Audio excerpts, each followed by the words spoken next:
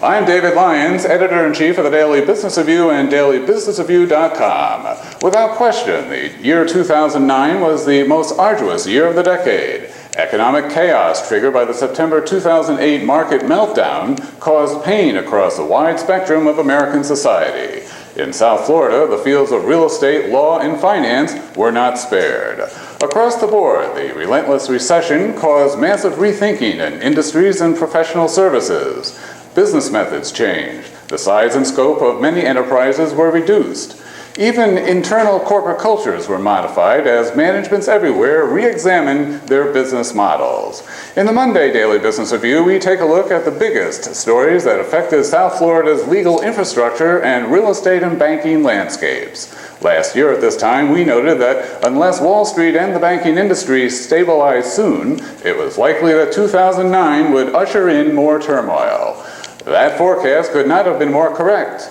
The courts came under severe budget pressure. Law firms remade themselves. Foreclosures flooded the court system, and many South Florida community banks struggled to keep their capital levels above regulatory requirements. What's in store for 2010? The best answers are most likely to come from Washington, Wall Street, and state capitals such as Tallahassee, where the makers of law and policy will make critical decisions about who will receive money to go back to work and how drastically the healthcare and regulatory systems should be changed for the future. Banking analyst Ken Thomas noted back in March that when it comes to South Florida banking, we could pretty much write off 2009. It has, in fact, been a brutal year in the banking sector, with most institutions posting weak numbers. However, the biggest winner in 2009 was an unlikely one. Heading into the year, Bank United was seen as the sick man of South Florida banking, hemorrhaging millions of dollars. Then, on May 21st, its fortunes turned literally overnight.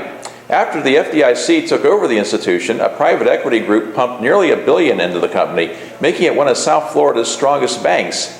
The other bank to make news in South Florida wasn't a local bank at all, but Chicago's Chorus Bank had $1 billion invested in area condos. When Starwood Capital picked up the portfolio after Chorus's failure, some experts said that would be a crucial step in the condo market's recovery. One thing we did not see here this year locally, bank failures. There were only 2. I'm Wayne Tompkins for the Daily Business Review. When it comes to crime news in 2009, one word comes to mind: the Ponzi.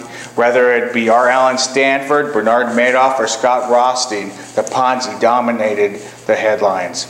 Rothstein's in jail right now, accused of a $1.3 billion Ponzi scheme through his law firm in Fort Lauderdale.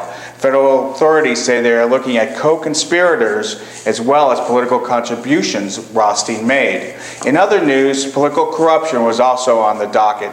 2 Fort Lauderdale area politicians were arrested, as a Miami commissioner was as well.